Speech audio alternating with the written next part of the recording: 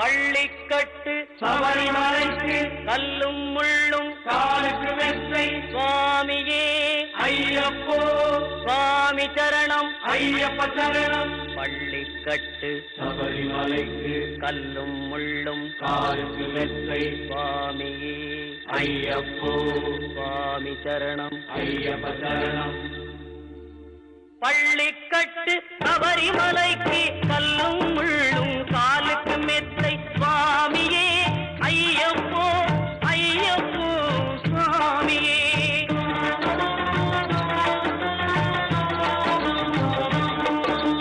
நெய்யபிஷேகம் சுவாமிக்கே கற்பூர தீபம் சுவாமிக்கே ஐயப்பன்மார்களும் கூறிக்கொண்டு ஐயனை நாடி சென்றிடுவார் சபரிமலைக்கு சென்றிடுவார் சுவாமியே ஐயப்போ ஐயப்போ சுவாமியே.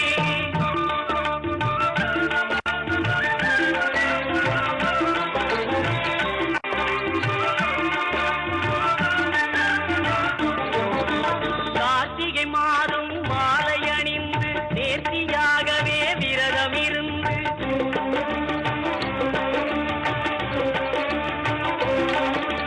பார்த்த சாரதியின் மைந்தனே உன்னை பார்க்க வேண்டிய தவம் இருந்து பார்த்த சாரதியின் மைந்தனே உன்னை பார்க்க வேண்டிய தவம் இருந்து இருமுடி எடுத்து எருமேலி வந்து ஒரு மனதாகி பேட்டை துள்ளி அருமை நண்பரா பாவரை தொழுது ஐயனின் அருள்மலை ஏறிடுவார் சுவாமியே ஐயப்போ ஐயப்போ சுவாமியே.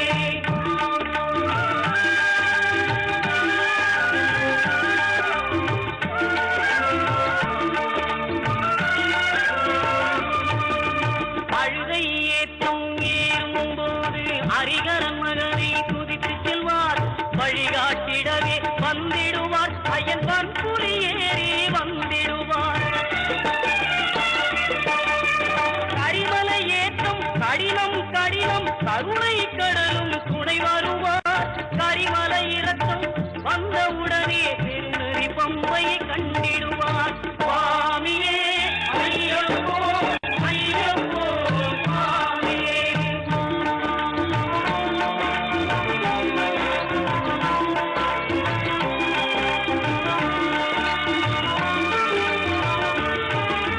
கங்கை நதி போல் புண்ணிய நதியாம் பம்பையில் நீராடி சங்கரன் மகனை கும்பிடுவார் சஞ்சலம் இன்றி ஏறிடுவார்.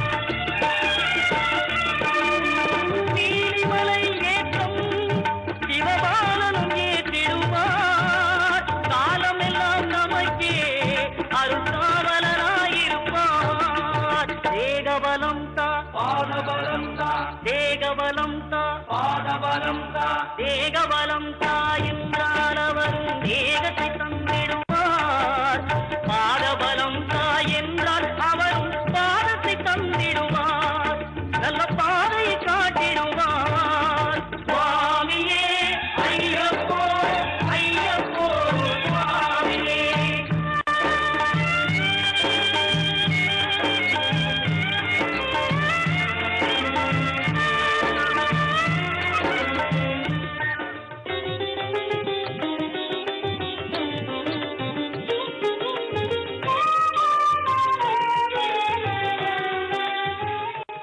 இன்றைய தினம் இந்த பரிகார ஸ்தலங்கள் பகுதியிலே நாம் ஒரு பொதுவான தகவலை பற்றி தெரிந்து கொள்ளவிருக்கிறோம். சனி ஞாயிறு ஆகிய இரு தினங்களிலே பொது தகவல் ஒளிபரப்பாகி வருகிறது. இன்றைய தினம் இந்த நவராத்திரி விழா பற்றிய ஒரு சிறப்பு செய்தி. நவராத்திரி என்பது பொதுவாக 9 நாள் கொண்டாடி 10வது நாள் விஜயதசமி அன்னைக்கு நிறைவாக விழாவை பூர்த்தி செய்வது வழக்கம். ஆனால் இந்த முறை பார்த்தீர்களேயானால் நவமி 8வது நாள் வந்து விடுகிறது, விஜயதசமி 9வது நாள் வந்து விடுகிறது. 10 நாள் விழா இந்த வருடம் வரவில்லை. தசரா என்றுதான் இதற்கு பெயர். தசரா என்றால் 10 ராத்திரி அப்படின்னு அர்த்தம். நவராத்திரி என்றால் 9 இரவுகள் என்று அர்த்தம். 9 இரவுகள் அம்மனை வழிபட்டு முதல் 3 நாட்கள் துர்க்கையாகவும், இரண்டாவது 3 நாட்கள் லட்சுமியாகவும், மூன்றாவது 3 நாட்கள் சரஸ்வதியாகவும் அம்மனை வழிபட்டு நிறைவாக 10வது நாள் அன்று விஜயதசமி அன்று துர்கா லட்சுமி சரஸ்வதி ஐக்கிய சுரூபிணியாக அம்பாளை பராபட்டாரி, மகா திரிபுர சுந்தரி, ராஜராஜேஸ்வரி, ஸ்ரீ புவனேஸ்வரி என்றெல்லாம் சொல்லப்படுகின்ற அந்த அம்பாளை அனைத்து தெய்வங்களுக்கும் மேலான அந்த சக்தியாக வழிபடுவது தசரா வழிபாட்டின் சிறப்பு. ஆனால் இந்த முறை இப்படி ஒரு நாள் குறைவாக வருகிறது. 27ஆம் தேதி அமாவாசை, அன்னைக்கு கொலு வச்சாச்சு. 28, 29, 30 3 நாளைக்கு துர்க்கையாக வழிபடுகிறோம். அப்புறம் இப்போ 1, 2, 3 அக்டோபர் 1, 2, 3 லட்சுமி வழிபாடு. 4, 5 2 நாட்கள் தான் சரஸ்வதிக்கு இருக்கு. 5ஆம் தேதி சரஸ்வதி பூஜை, 6ஆம் தேதி விஜயதசமி வந்து வருகிறது. இவ்வாறு ஒரு நாள் குறைவாக வருகிறதே, இது போல எப்பொழுதாவது வந்ததுண்டா? இப்படி வந்தால் அதனால் ஏதாவது எங்களுக்கு வழிபாடு குறைவாக செய்வதால் ஏதாவது தெய்வ குத்தம் வந்து விடுமா என்பது போலெல்லாம் சில பெண்கள் மிகவும் அச்சப்பட்டு சந்தேகங்களை எல்லாம் எழுப்பி இருக்கிறார்கள். இதிலே அச்சப்படுவதற்கு ஒன்றும் இல்லை. அதாவது இந்த திதிகள் எல்லாம் வந்து ஒரு ஃபுல் டே இருந்தாதான் நம்ம அதை வந்து ஒரு முழு நாளாக எடுத்துக்கொள்ள முடியும். ஏன்னா இந்த தடவை அமாவாசையே பார்த்தீங்கன்னா 26ஆம் தேதி சாயந்தரத்துல இருந்து 27ஆம் தேதி சாயந்தரம் வரைக்கும் இருந்தது. திங்கட்கிழமை சாயந்தரமே அமாவாசை ஆரம்பிச்சிருச்சு. 5 மணிக்கு ஆரம்பிச்சு செவ்வாய்க்கிழமையோட முடிஞ்சிருச்சு. அப்ப செவ்வாய்க்கிழமையே பிரதமம் வந்துருச்சு. செவ்வாய்க்கிழமை நம்ம வந்து நவராத்திரி பூஜையை ஆரம்பிக்கல, அமாவாசைக்கு மறுநாள் ஆரம்பிக்கணுங்கிறதுக்காக புதன்கிழமை ஆரம்பிச்சதுனால ஒரு நாள் குறைவாகத்தான் வருகிறது. இந்த 4வது திதியான சதுர்த்தியும் 5வது திதியான பஞ்சமியும் ஒரே நாளில் வந்து விட்டது. அதை 4ஆம் நாள் பூஜைன்னு சொல்றதா 5ஆம் நாள் பூஜைன்னு சொல்றதான்னு ஒரு கன்ஃபியூஷன் வந்து. ஆகவே இந்த வருடம் நவராத்திரி 9 நாள் இல்லை 8 நாள் தான் கொண்டாடப்படுகிறது.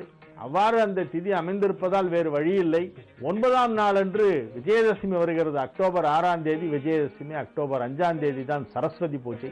சரஸ்வதி பூஜை, ஆயுத பூஜை எல்லாம் ஒண்ணுதான். எல்லாமே சக்தி ரூபமாக இருக்கிறது என்பதை உணர்த்துவதற்காக கொண்டாடப்படுகின்ற ஒரு விழா தான் நவராத்திரி. அனைத்தும் சக்திமயம்.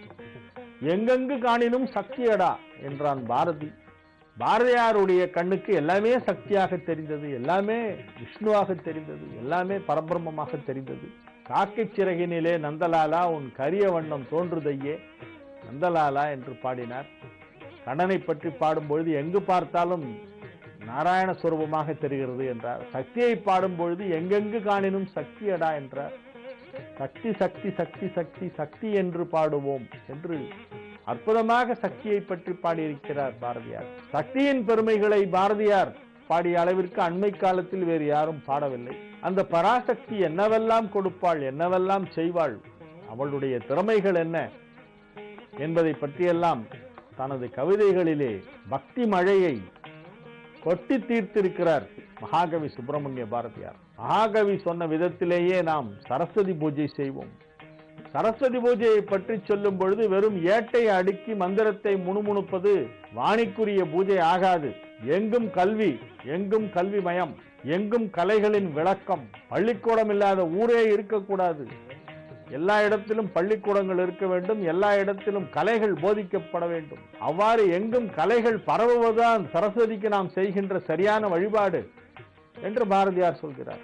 எத்தனை ஆண்டுகளுக்கு முன்பு இத்தகைய ஒரு முற்போக்கான ஒரு சிந்தனை இருந்திருக்கிறது என்பதை நாம் சற்று சிந்தித்து பார்க்க வேண்டும். இன்று சற்றேறக்குறைய 100 ஆண்டுகளுக்கு முன்பு பாடப்பட்ட அந்த பாடலிலே பள்ளிக்கூடம் இல்லாத கிராமமே இருக்கக்கூடாது என்பதை சற்று தீவிரம், கல்வி அறிவு இல்லாத கிராமங்கள் தேவையில்லை நமக்கு என்கிறார்.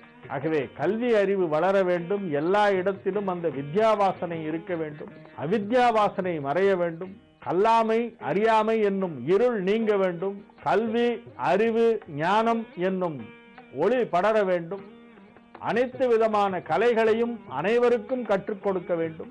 அவ்வாறு கல்வியை பரப்பதும் கலைகளை பரப்புவதும் தான் சரஸ்வதி தேவிக்கு நாம் செய்கின்ற உண்மையான வழிபாடு என்று நமக்கெல்லாம் மண்டையில குற்ற மாதிரி நறுக்குன குட்டி வார்த்தைகளை அழகாக போட்டு கவிதை பாடி வைத்திருக்கிறார் மகாகவி சுப்பிரமணிய பாரதி. சும்மா புஸ்தகத்தை எல்லாத்தையும் அடுக்கி வச்சு அதுல சந்தனம் குங்குமம் வச்சு மந்திரத்தை முணுமுணுச்சுட்டா அது சரஸ்வதி பூஜை ஆகாது அப்படின்னு இப்படி ஒரு கருத்தை சொல்கிறார். பாரதியார் போல ஒரு முற்போக்கு சிந்தனை உள்ளவர்களை வேறு யாரும் நாம் பார்க்க முடியாது.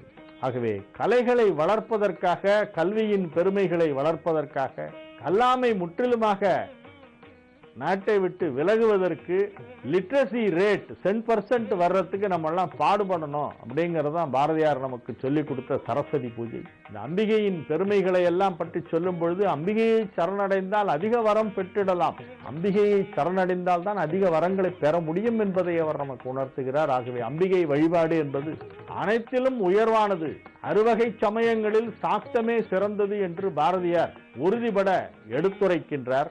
அறுவகை சமயம் என்பது சௌரம், காணாபத்தியம், கௌமாரம், சைவம், வைஷ்ணவம், சாக்தம். அதிலே சாக்தம் தான் உயர்வானது என்பது பாரதியாரின் தெளிவான ஒரு கருத்து. ஆகவே அந்த சக்தி வழிபாடு என்பது செய்கின்ற நாட்களாக எப்போதும் வருஷா வருஷம் நமக்கு 10 நாள் நமக்கு அதற்கு வாய்ப்பு கிடைக்கும். இந்த வருடம் ஒரு நாள் குறைவாகத்தான் கிடைக்கிறது. 9 நாட்கள் தான் மொத்தமே, தசமியையும் சேர்த்து 9 நாட்கள் தான் இருக்கின்றன. இதிலே நாம் இயன்ற வரை சக்தி உபாசனை செய்வோம், அம்பிகையின் அருளை பெறுவோம் என்று சொல்லி இன்றைய நிகழ்ச்சியத்துடன் நிறைவு செய்து கொள்கிறேன். மீண்டும் நாளைய நிகழ்ச்சியிலே உங்களை சந்திக்கும் வரை உங்களிடமிருந்து தற்காலிகமாக விடைபெற்றுக் கொள்வது உங்கள் வழிகாட்டி ஜோதிடர் ஹரிகேசநல்லூர் வெங்கட்ராமன். வணக்கம்.